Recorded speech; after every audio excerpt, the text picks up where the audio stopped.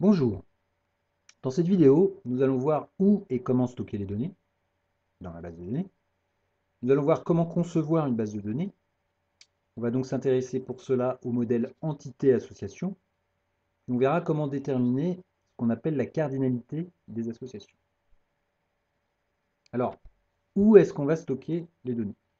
Et en fait, il faut essayer de faire un parallèle, par exemple avec ce qui se passe quand vous remplissez un formulaire, par exemple une feuille maladie ou un bulletin d'inscription. Eh bien, vous remplissez en quelque sorte des cases.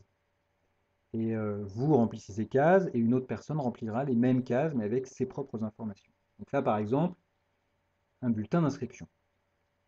Eh bien, une entité, ce qu'on appelle une entité, c'est pas très éloigné de ça, puisque, comme on le voit, c'est quelque chose qui regroupe en quelque sorte le squelette du formulaire.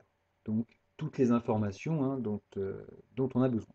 Donc là, par exemple, on retrouve le prénom, le nom, l'adresse, le téléphone, mais également le code postal et la ville que j'ai ajouté, mais qui normalement aurait dû apparaître sur la gauche. Alors, penchons-nous de manière un petit peu plus approfondie sur cette entité. Donc une entité est constituée déjà d'un nom, c'est ce qui est placé dans le rectangle en haut, est composé d'attributs. Donc c'est ce qui définit l'entité elle-même. Donc ici, numéro personne, prénom, nom, adresse, code postal, ville, téléphone, etc. Vous pouvez mettre tout ce que vous voulez du moment que c'est des choses dont vous avez besoin. Et puis, pour finir, l'identité dispose d'un identifiant. Alors, l'identifiant, c'est cet attribut particulier qui contient des valeurs uniques. Alors, les identifiants, on en a des exemples dans la vie courante. Le numéro de sécurité sociale, la plaque d'immatriculation, un numéro de facture, tout ça, ce sont des identifiants, donc des éléments qui identifient de manière unique euh, un élément. Donc là, dans notre cas, une personne.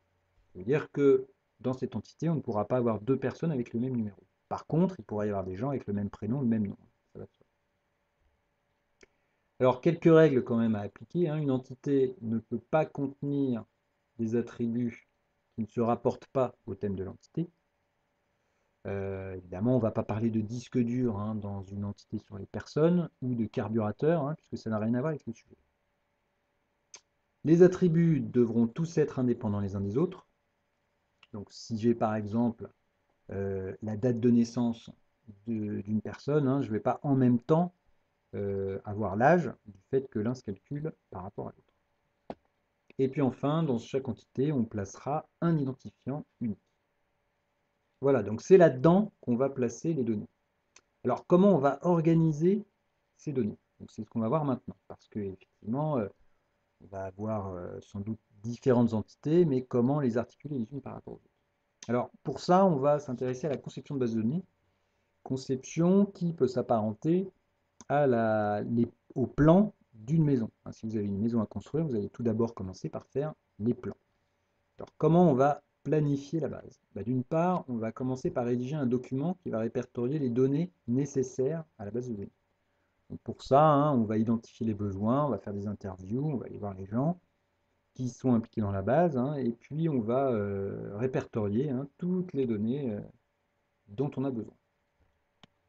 Alors ensuite, on va analyser ce document et on va déterminer les entités évidentes et leurs attributs. Donc on va avoir une liste d'entités qu'on va placer sur une feuille de papier, en général plutôt grande si on a beaucoup d'entités à saisir, et qui va servir de première base de plan. Ensuite, on va déterminer les liens qu'il peut y avoir entre ces différentes entités. On appelle ça des associations. Et pour trouver les liens et on appelle leur cardinalité, le type de lien qu'il y a entre ces entités, on va utiliser une phrase magique, donc on va voir ça tout à l'heure. Et puis dans la dernière étape, qu'on verra dans une autre vidéo, eh bien, par rapport au schéma qu'on aura trouvé, on pourra créer la base de données, c'est-à-dire des tables et des relations. Alors, les entités, on a vu ce que c'est, maintenant, intéressons-nous aux associations. Alors, qu'est-ce que c'est que les associations et qu'est-ce que c'est que cette phrase magique? Alors, en général, qu'est-ce qu'on a? On a une entité 1 qui va être associée à une entité 2. Alors, la première étape va consister à trouver un verbe entre les deux entités. Donc, c'est important que ce soit un verbe, une action. Et donc, la phrase magique va consister à prendre le nom entité 1, le verbe et l'entité 2, et de construire une phrase sous la forme est-ce qu'une entité 1 peut, verbe, plusieurs entités 2. Alors évidemment, on va peut-être un petit peu transformer la phrase pour que le verbe soit bien employé. Mais en tout cas, cette question ne peut avoir que deux réponses, oui ou non. Et on verra ce qu'on fait dans chacun des cas. Alors exemple, prenons le cas d'une entité salariée, une entité bulletin et un verbe payer. Alors, première phrase, je pars donc de salarié et je lis en fait de gauche à droite. Est-ce qu'un salarié est payé par plusieurs bulletins? La réponse est oui. Par conséquent, puisque le salarié, il va recevoir un premier bulletin, puis un deuxième, puis un troisième, et puis plusieurs. Donc ici, on va placer du côté de bulletin un N ou le symbole infini au choix. Ensuite, on va aller dans l'autre sens. Est-ce qu'un bulletin paye plusieurs salariés? La réponse est non. Un bulletin ne paye qu'un seul salarié. Donc on va mettre un 1 de ce côté-là. Voilà, là on a déterminé les cardinalités grâce à la phrase magique. Donc, euh, combien de cas on pourrait rencontrer? Sachant que à la question on peut répondre par oui ou par non, on va se retrouver avec trois cas de figure. On peut se retrouver avec deux réponses négatives, donc dans ce cas-là on aura une réponse 1 à 1, une relation 1 à 1. On peut avoir une relation 1 à plusieurs, si l'une des deux réponses est positive, et si les deux réponses sont positives, on va avoir une relation plusieurs à plusieurs. Donc, on verra ultérieurement comment traiter chacun de ces cas. Voyons des exemples de ces cas.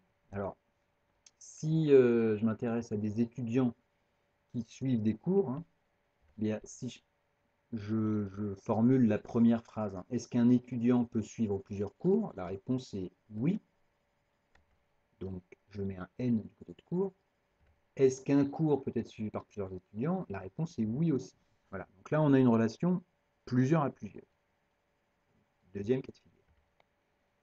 Enfin, si je m'intéresse à des factures et à des e-cartes, les e-cartes étant les numéros de carte bleue qu'on peut récupérer chez son banquier, sur le site internet du banquier, qui nous fournit donc des numéros de carte bleue uniques pour une transaction, on peut constater qu'une facture sera réglée avec une seule carte. Donc à la question est-ce qu'une facture est réglée avec plusieurs e-cartes? La réponse est non, donc on est du côté 1. Et est-ce qu'une e-carte peut régler plusieurs factures? Non, il n'en règle qu'une. Donc on est sur une relation 1. Voilà, donc on a vu les trois cas qui peuvent apparaître quand on utilise la phrase. Voilà, donc on va s'arrêter là. Donc ce qu'on a pu voir aujourd'hui, c'est que les données sont organisées au sein d'entités, qu'on va concevoir une base de données en déterminant ces entités et les associations qui les lient, et que pour déterminer les cardinalités des associations, on utilise la phrase magique. Voilà, c'est terminé pour aujourd'hui. Au revoir.